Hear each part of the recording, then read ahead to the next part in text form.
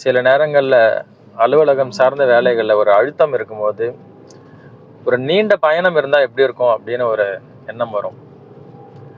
அதுவே முடிவிலா ஒரு நெடுந்தூரம் அந்த பயணம் தொடர்ந்தால் எப்படி இருக்கும் அப்படின்னு ஒரு எண்ணம் வரும்.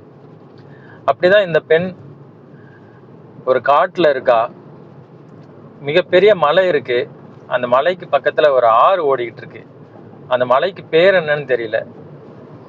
எந்த மலையா இருக்கும்னு அவர் யோசிச்சு பார்க்குறா. ஆனால் அவளே அந்த மலைக்கு ஒரு பேர் வைக்கிறா. பேர் வேண்டா மலை அப்படின்னு அந்த மலைக்கு பெயர் வைக்கிறா. அந்த ஆற்றுக்கு பெயர் மீட்பாறு அப்படின்னு வைக்கிறா.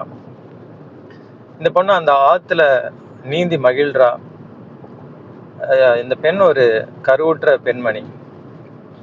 எப்படி இந்த பெண் இந்த காட்டுக்குள்ளே வந்திருப்பா, இந்த மலை இந்த ஆற்றுக்கு பக்கத்தில் வந்திருப்பா அப்படின்னு பார்க்கும்போது அவளுக்கே சில நேரம் தோணும், தன்னை தேடி தன்னுடைய கணவன் வருவானோ, நம்ம இங்கே இருக்கோமே, இது எந்த ஊர், நம்ம ஊர்லேருந்து எவ்வளோ தூரம் இங்கே வந்திருக்கிறோம் அப்படிங்கிற ஒரு எண்ணத்தோடு அந்த வனத்திலேயே அந்த பெண் இருக்கிறாள். ஒரு நாள் அவள் கருவுற்ற செய்தி தெரிஞ்சதும் அவளுக்கு ஒரு ரொம்ப கலக்கமாயிடுது. நம்ம எப்படி இந்த குழந்தைய பெற்றெடுக்க போகிறோம் அப்படின்னு சொல்லும் போது அந்த கணவன் சொல்கிறாரு, பயப்படாதே, தைரியமாக இரு, நான் உன்னோட இருக்கிறேன் அப்படின்னு சொல்கிறாரு. இந்த 3 வார்த்தை அரசாங்கத்தின் அனகராதியில் இருக்கக்கூடிய வார்த்தைகள். அந்த வார்த்தைகளை அவன் உபயோகிச்சதுனால அரசாங்கம் என்ன பண்ணுறாங்கன்னா, அந்த கணவனை கைது பண்ணுறாங்க. கைது பண்ணி அவரை விசாரித்து 14 ஆண்டுகள் அவருக்கு சிறை அப்படிங்கிற ஒரு நீதி வழங்கப்படுகிறது. ஆனால் இந்த 14 ஆண்டுகள் அவன் நான் எதுவுமே தப்பாக பேசலை அப்படிங்கிறத நிரூபிக்க கூட முடியாது. ஏன்னா 14 ஆண்டுகள் கழித்து தான் அவன் எதுவாக இருந்தாலும் பேச முடியும். அப்படி ஒரு சூழலில் தான் அவங்க இருக்கிறாங்க. இவள் தனியாக இருக்கிறா. அதிகாலை இந்த வீட்டு கதவு தட்டப்பட்டது. இவ எந்திரிக்கவே இல்லை. யார் வந்திருக்கிறாங்கன்னு தெரியுது. பக்கத்தில் இருக்க மக்கள்லாம் சத்தம் போடுறாங்க, இவ்வளோ அகாலையில் நீங்கள் இவ்வளோ தொந்தரவு பண்ணுறீங்களே அப்படின்னு கேட்குறாங்க. அந்த போலீஸ்காரர்கள் அந்த மக்களை மிரட்டுறாங்க. புல்லட் குண்டுகளை வச்சு அவங்க மேலே அடிக்கிறாங்க. தனக்காக மற்றவங்க கவலைப்படக்கூடாது, மற்றவங்க பிரச்சனையில் மாட்டிக்கூடாது என்று இந்த பெண் வெளியே வரா. இந்த பெண்ணும் கைது செய்யப்படுகிறாள். கைது செய்யப்பட்டு இவளுக்கும் அந்த அனகராதியில் இருக்க சொற்களை 3 சொற்களை இவள் கேட்டாள் என்பதற்காக இவளுக்கும் தண்டனை வழங்கப்படுகிறது. இவளுக்கு 7 ஆண்டுகள் சிறை அப்படின்னு சொல்லப்படுறாங்க. இவ இந்த பெண் கருவுற்று இருக்கிறாள். கருவில் இருக்கிற அந்த குழந்தையும் அந்த சொற்களை கேட்டிருக்கும் என்பதனால அந்த குழந்தையும் தவறு இழைத்ததா, அந்த குழந்தையுமே கருகலைப்பு செய்யணும் அப்படின்னு சிறை நிரப்பல் துறை முடிவு பண்ணுறாங்க.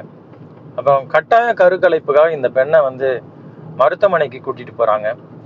மருத்துவமனைக்கு கூட்டிகிட்டு போகும்போது இந்த பெண் அங்கிருந்து தப்பித்து ஒரு ஒரு குறுகிய பாதைக்குள்ளார நடந்து போகிறா. நடந்து போன இடத்துல ஒரு ரயில்வே நிலையம் வருது.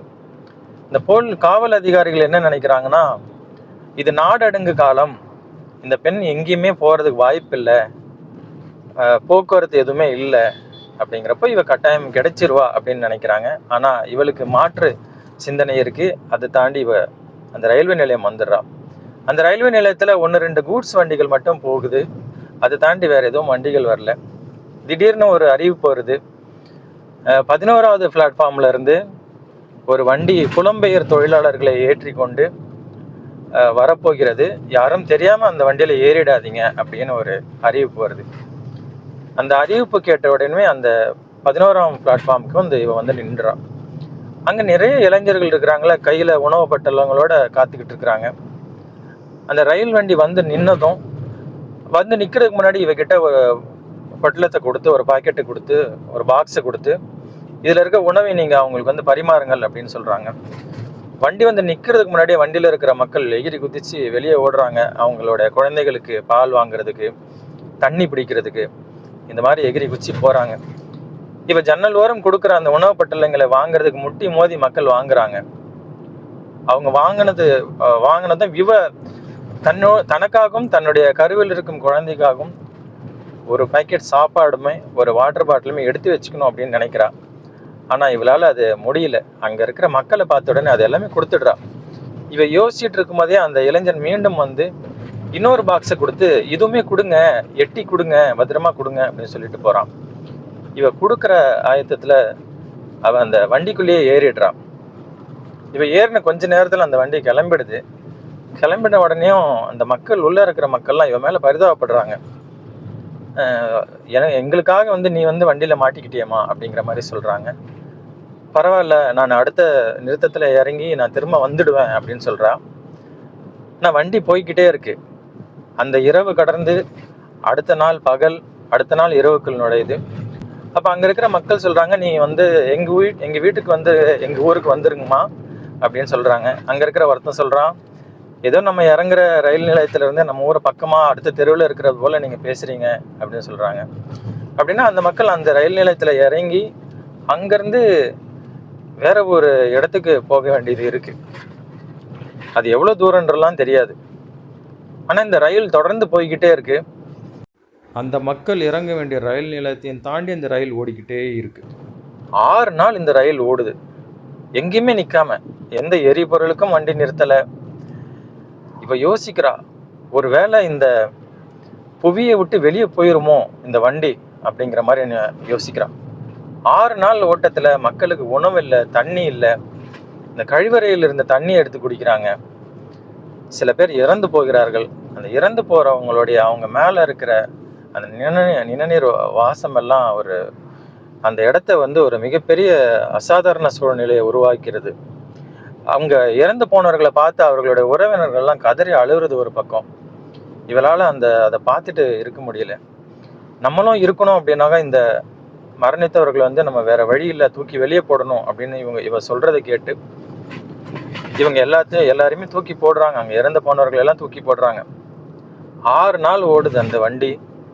இவன் நினைக்கிறா, அங்கேருந்து நம்ம தப்பிச்சோம், வந்து இது வந்து யமன் வாகனம் போல இருக்கே, இதில் வந்து மாட்டிக்கிட்டுமே அப்படின்னு நினைக்கிறா. அப்படி நினச்சிட்டு இருக்கும்போது ஒரு பெரிய ஆறு வருது. அந்த பெரிய ஆற்றுல இவ விழுந்துடுறா, குதிச்சு அந்த ஆறு இவளை வந்து காப்பாத்துது. இவன் அந்த ஆற்றுல இருந்து வெளியே வந்து இருக்கா.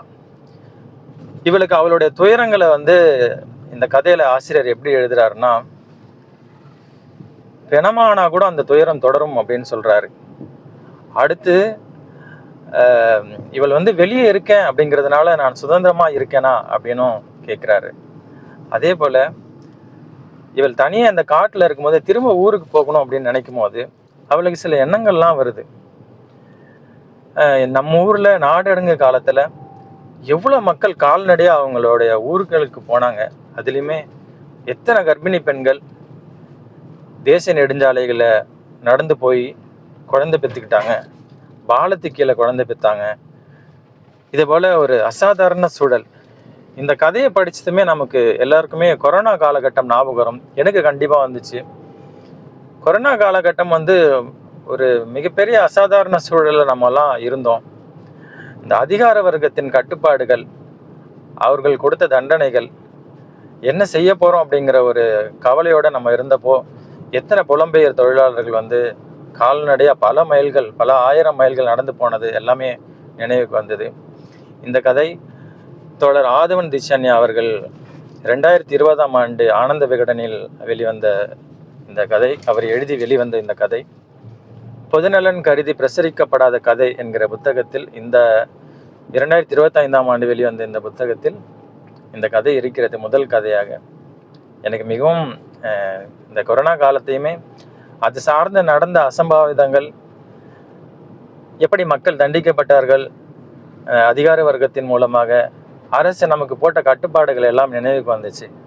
உங்களுக்கும் இந்த கதையை கேட்ட பிறகு வேற என்னெல்லாம் நினைவுக்கு வருது அப்படின்னு சொல்லிட்டு கமெண்ட் பண்ணுங்க. தேங்க்யூ.